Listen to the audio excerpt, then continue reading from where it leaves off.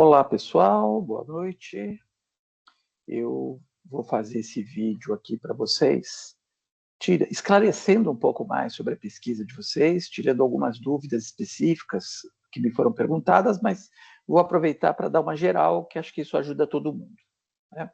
Bom, então vamos lembrar do que a gente está estudando, né? A gente está estudando currículo, mas lembra que a discussão sobre currículo não é apenas uma discussão escolar. Nós vamos entender o currículo como algo que pertence a toda e qualquer agência social. Vamos entender o currículo como uma instituição, uma agência que produza efeitos de subjetivação no indivíduo. Então vamos lembrar que a subjetividade de cada um, ela é composta historicamente desde que o sujeito nasce, e ela vai se constituindo e reconstituindo. Ela vai se transformando na medida em que eu vou me relacionando com pessoas diferentes. Então, eu tenho lá o processo de socialização, a primeira instância de socialização, que é com a família, e que, portanto, ali com a família, eu estou introjetando certas ideias, certos valores, e na medida que eu vou crescendo, eu vou me relacionando com outras agências, com outras instituições, com outros grupos de pessoas. E essas que também vão influenciar na minha formação, ou seja, na produção da minha subjetividade. Então, vamos lembrando que a gente convive com diferentes agências, em diferentes territórios de socialização. E cada um desses territórios tem ideias que circulam, tem valores que circulam. E que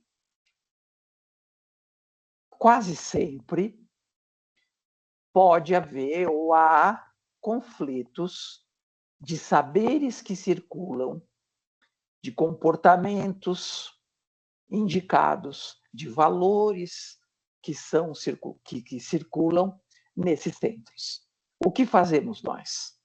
É justamente deste conflito, destes fenômenos que se cruzam sobre a vida da gente, ou seja, de cada um individualmente, é que esse um vai construindo as suas ideias, construindo e reconstruindo. Qual é a ideia da pesquisa? A ideia da pesquisa é justamente levantar o que essas agências, o que esses campos de socialização produzem de efeito, mas que produzem de efeitos declarados e não declarados. Porque toda agência, então todo lugar de socialização, ele produz efeitos declarados e efeitos não declarados. Mas o que seria isso? Vou dar um exemplo. Uma família, por exemplo, branca, ela pode, claro que há famílias de pessoas brancas que defendem explicitamente a superioridade dos brancos, como se de fato as pessoas brancas fossem superiores geneticamente às pessoas não brancas. Mas há um conjunto de famílias, que eu imagino que seja grande, que não traga explicitamente essa ideia. Entretanto, subliminarmente, isso acontece. Por exemplo, se a família se a mãe ou o pai fazem tipos de comentários racistas, falando do porteiro, falando da pessoa que veio fazer um serviço em casa, enfim, falando da namorada ou do namorado, do sobrinho, enfim, ou da namorada ou do namorado de um dos amigos dos filhos ou das filhas. Esse tipo de comentário que passa quase despercebido. é o que faz parte deste currículo não explicitado. Ou seja, é o que a gente pode chamar, na teoria do currículo, a gente pode chamar de currículo oculto. Ou seja, ele acontece sem que as pessoas se percebam do que estão fazendo. E isso está em todos os lugares. Então, na escola, isso acontece. Vou dar 2 exemplos que aconteceram esta semana. Sábado agora, ontem, eu estava numa palestra de formação de professores e uma estudante nossa do curso de pedagogia aqui da universidade comentou um caso. Ela é estagiária numa escola e um menino xingou 2 meninas negras de macacas. Essas 2 meninas foram direto em cima do professor, para o professor fazer alguma coisa. E o que fez o professor? Abafou o caso. Elas ficaram indignadas, nós vamos falar com a diretoria, e o professor segurou as meninas e não deixou que elas fossem, naquele momento, pelo menos, falar com a diretora. Vê, é óbvio que no currículo da escola não está lá a questão do racismo. Vamos ensinar as pessoas brancas que as pessoas negras possam ser ofendidas, chamadas de macacos, porque é o que elas são. Isso não está no currículo explícito. Entretanto, isso está no currículo oculto porque isso acontece. Agora, veja só, quando eu estou falando dos conflitos dessas agências, essas meninas, por terem tido essa reação, elas estão empoderadas pelo movimento antirracista, que pode ter sido estimulado pela família, pelas mídias, muito provavelmente pelas mídias, enfim, por músicas, por uma série de outras agências que chegam a essas meninas e que estimulam nela essa subjetividade, ou seja, produzem a ideia de que ela não deve se sentir inferiorizada, não ser inferiorizada, que elas devem lutar contra isso. Então, elas estão na escola.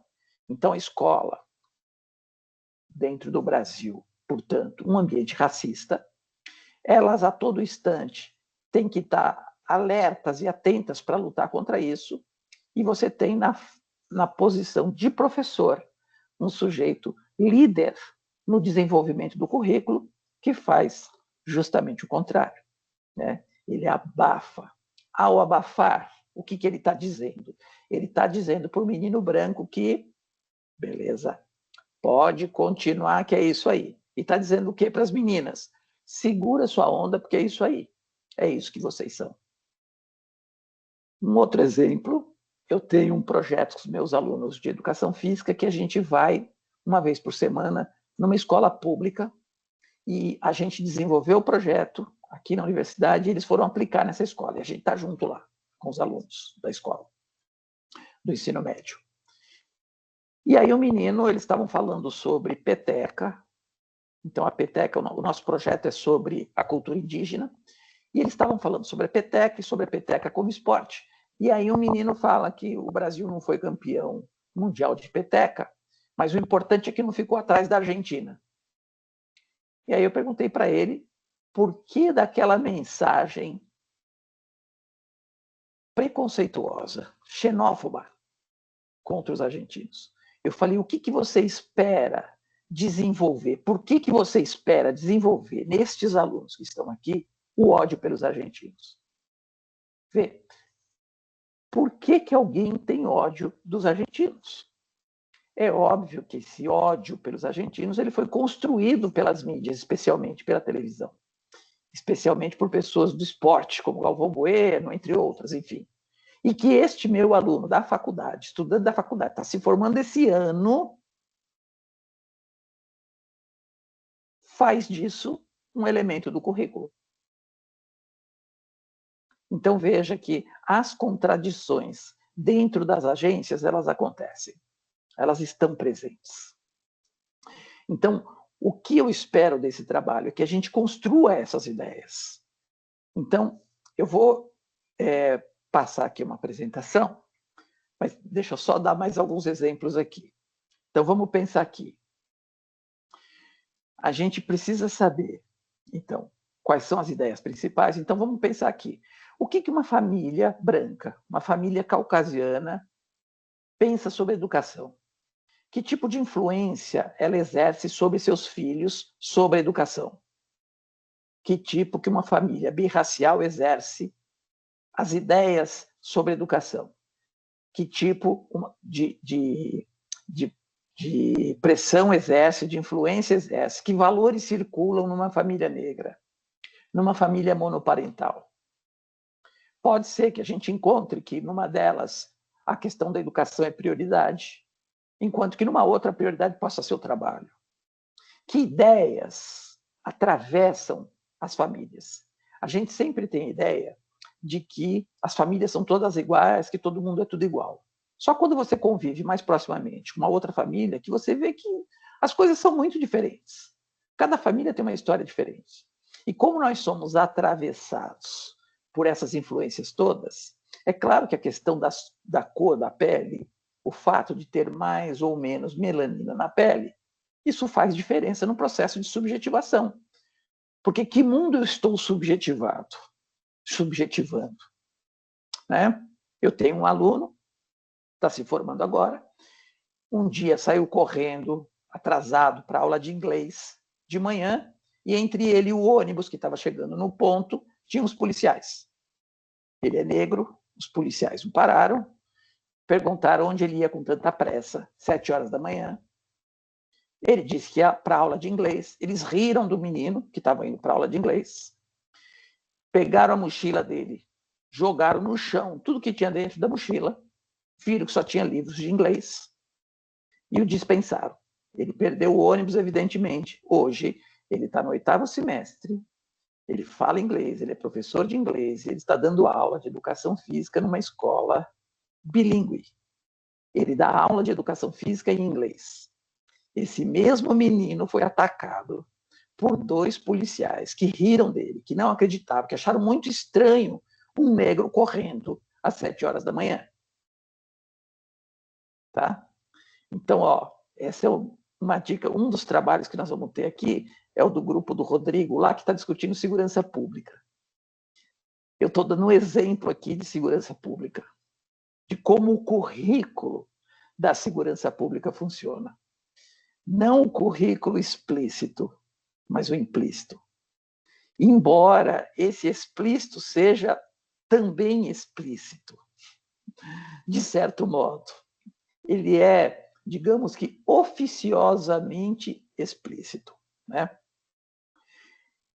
Então, a gente tem que olhar para essa agência e entender o que as forças que atuam, que faz com que essas pessoas, como é que essas pessoas vão compreender o mundo. Eu vou aqui compartilhar. A Giovana tinha me pedido para eu mandar mandar aquela apresentação que eu fiz. Aí eu já vou incluir aqui nessa apresentação, então já fica fácil para vocês também conseguirem acompanhar. Então, muito bem. Olha só, então vamos lá. Então, a gente está querendo investigar a subjetividade, como que ela é produzida. Então, vamos lá. Eu relacionei para vocês quais esses problemas de pesquisa, ou seja, essas perguntas são perguntas que devem ser respondidas pela pesquisa de vocês. Então, quais os valores e comportamentos oficiais são defendidos pela agência em estudo? Então, o que eles dizem que querem? Então, quais são os saberes que circulam nessa agência? E aí a segunda, quais os valores e comportamentos são estimulados nas entrelinhas, que é o chamado currículo oculto? Então, aqui em cima eu tenho o currículo prescrito, ou currículo oficial, ou currículo explicitado, e embaixo eu tenho aquilo que é oculto, que são todos esses exemplos que eu dei agora há pouco. São que não aparecem como oficial, mas eles estão presentes ali no oficioso. Então, outra questão, qual a percepção das pessoas sobre essa ação curricular da agência? Então, como é que essas pessoas percebem? Vou dar um outro exemplo aqui de televisão. uma pessoa que assiste o programa do Datena todos os dias. Que percepção essa pessoa tem da cidade de São Paulo? Veja, qual é o efeito deste programa diário sobre a subjetivação, sobre a subjetividade das pessoas. Certamente vocês conhecem pessoas, tem pessoas na família de vocês que fazem isso, e vocês sabem o que isso arrasa a pessoa, a preocupação da pessoa sobre isso. Então você está criando, porque vê, quem assiste o Datena acha que São Paulo é um horror. Mas o programa do Datena, o que ele faz? Ele seleciona certas coisas para passar para você, e passa aquela imagem para o Brasil. Então o Brasil inteiro deve ter medo de vir para São Paulo, né? Então isso faz parte disso. Então, qual a percepção das pessoas sobre essa ação curricular da agência? Percebe que isso é um currículo. Tem um conjunto de valores por trás disso. Então, uma TV aberta, ela vai ter lá os jornais, os programas de auditório, os programas culturais, enfim, a dramaturgia, e o que está por trás. E o que passa, o que escapa disso, ou seja, o que vem como currículo oculto, né? Então, a questão é, como que as pessoas recebem essas influências? Aceitam facilmente ou resistem? Vê, não é que a pessoa aceita facilmente ou resiste. Tem todo um campo entre a resistência e o aceite. Tem coisas que eu aceito menos, tem coisas que eu rejeito menos, tem coisa que eu rejeito mais, porque, claro, que nenhuma TV aberta, por exemplo, ela é homogênea. Então, tem coisas que eu aceito, tem coisas que eu não aceito, enfim. Assim como vale para qualquer outro campo. Então, como é que eu me influencio pelo Facebook ou pelo Instagram? Como é que as coisas que aparecem no Instagram? Quem são as pessoas que eu sigo no Instagram? Quem são as pessoas que eu sigo no Facebook? Quem são as pessoas que eu sigo no Twitter? O que essas pessoas me dizem? Eu aceito tudo isso? Eu faço uma seleção, eu faço um recorte. Vem para mim lá compartilhe isso, eu clico para compartilhar, porque alguém me mandou compartilhar. Eu já fiz muitas essas experiências de perguntar, quando eu vejo alguém que eu conheço compartilhando uma daquelas mentiras visíveis, que são mentiras, eu pergunto para a pessoa, escuta, por que você compartilhou isso aí? E eu já ouvi cada resposta assim, eu nem vi, eu nem li direito, mas compartilhou por quê? Vê que esse é o currículo das mídias sociais. É você compartilhar. Então, vem lá, compartilhe sem parar. Pô, compartilhe sem parar o quê? Eu preciso entender o que é aquilo lá. Então, é importante para vocês conseguirem desenvolver essa pesquisa, vocês precisam de pessoas que vão falar para vocês sobre isso. Pode ser o próprio grupo, porque todos vocês têm experiências em todas essas áreas, então vocês podem trazer da experiência de vocês. Vocês podem entrevistar outras pessoas. Então, no que diz respeito ao currículo oficial, você pode buscar isso em documentos, né? No caso das igrejas, enfim, deve ter documentos mais ou menos que expressam sobre isso. Alguns grupos estavam falando se vale a pena pegar artigos que analisam certas religiões, interessante também. Então, pegar artigos que analisem essas agências também é uma coisa que pode ajudá-los na produção desse trabalho, para vocês conseguirem relacionar, conseguir criar, porque vê o que nós estamos querendo estudar, investigar aqui. Nós estamos querendo investigar esse jogo que está dentro de nós. Eu sou um indivíduo, mas eu estou dentro de um grupo social. E esse grupo social, dentro de cada grupo que eu frequento, circulam certos saberes, certos valores, que eu estou mais afeito ou menos afeito, que aqui eu resisto mais, que aqui eu tento mudar, até o ponto de eu sair de onde eu estou. Se eu não consigo modificar, eu vou ficando infeliz dentro daquilo, né? Por exemplo, se eu se a minha família, meu pai e minha mãe, são extremamente autoritários e não aceitam o meu ponto de vista, cara, eu não consigo conviver ali. Mas se eu não estou ainda suficientemente preparado para sair de casa, porque eu ainda não tenho a condição financeira para me sustentar fora de casa, o que eu tenho que fazer? Viver naquele inferno, certo? Por que o inferno? Entre aspas, hein, gente? Eu tenho que viver nesse lugar que não é bom para a minha saúde mental. Está me fazendo mal, mas eu não consigo romper. Então, este é o insight nosso para essa pesquisa. Saber o quanto cada uma dessas agências produz sobre os indivíduos. Então, o exemplo interessante que a gente pegou lá da Vitória, da avó da Vitória, né, de pintar as unhas. Então, ela está resistindo. Então, o que fazem quando resistem? Quais as principais consequências da resistência produzida? Então, veja, o que a avó da Vitória fez? Aquilo foi uma resistência. Ela, pelo entrecruzamento de outras agências, ela já sacou que se ela pintar as unhas dos pés, ela não vai para o inferno. Ela já sabe que ela não vai para o inferno. Mas ela está num lugar que ela gosta, que ela está lá há muitos anos e tal, e, enfim, ela quer continuar, ela gosta de todo mundo que está lá e tal. Mas aquela instituição está dizendo para ela isso. O que ela fez? Ela pintou as unhas achando que não ia pegar nada. Falou assim, aqui não, talvez nem veja e tal. Viu e cobrou uma postura. A reação, então, a consequência dessa resistência produzida, para onde ela pode ir, o que ela pode fazer? Parece que, no caso dela, ela tirou, não pintou mais e continuou na igreja. Uma aluna minha de psicologia, está no 8º semestre agora, contou uma história parecida, que a mulher tinha o cabelo comprido e ela não aguentava mais aquele cabelo comprido, ela queria cortar, ela cortou e mudou de igreja. E, ao mudar de igreja, disse assim, por que eu não fiz isso antes, meu Deus do céu? Ou seja, ela também percebeu que não iria para o inferno se cortasse o cabelo. Então, a gente vai construindo neste jogo.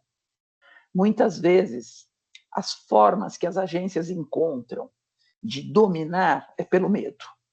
Na maioria das vezes é pelo medo. E na maioria das vezes é um medo inventado. Principalmente na família, na igreja e na escola, são medos mais ou menos inventados para que as pessoas se enquadrem.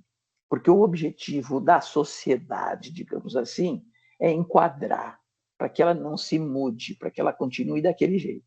Só que as pessoas, as novas gerações, vão chegando e não vão entendendo aquilo, porque elas têm outro processo de subjetivação, elas têm outras ideias, porque o mundo foi se transformando, e elas não aceitam mais aquilo.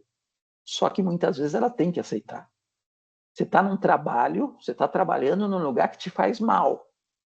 Você está ficando doente de trabalhar naquele lugar. Só que não tem como, não tem outro emprego, você precisa do emprego, não dá para abandonar o emprego, você vai ficar lá. Até o dia que aquilo se torne insuportável, e aí mesmo com toda a dificuldade, você explode e rompe com aquilo. Então, estes são os fenômenos que a gente está tentando captar. Como é que essas coisas vão borbulhando dentro da gente? Bem, e isso que eu estou dizendo está presente também nas relações sociais que a gente tem mais próximas. Marido e mulher, namorado, namorada, enfim. Nessas relações amorosas, este fenômeno também está presente. A gente está o tempo inteiro em movimento. Um casamento está sempre, o tempo inteiro em movimento. E esse movimento, ele tem que, para que ele seja de sucesso, ele precisa de ajustes ao longo. E nós vamos sempre nos ajustando. Quando os ajustes não acontecem mais, as coisas vão ficando cada vez mais difíceis. E eu preciso ou retomar aquilo, né, retomar o processo, que muitas vezes fica difícil, porque uma pessoa pode ter parado no tempo, fica mais difícil essa convivência e você acaba rompendo, né? Muito bem. Aqui são as apresentações, então, terça-feira agora é o escola, na outra semana, família, depois o grupo da igreja, depois o grupo das TVs abertas, depois o grupo do Estado e, finalmente, o grupo das mídias sociais. Muito bem, gente.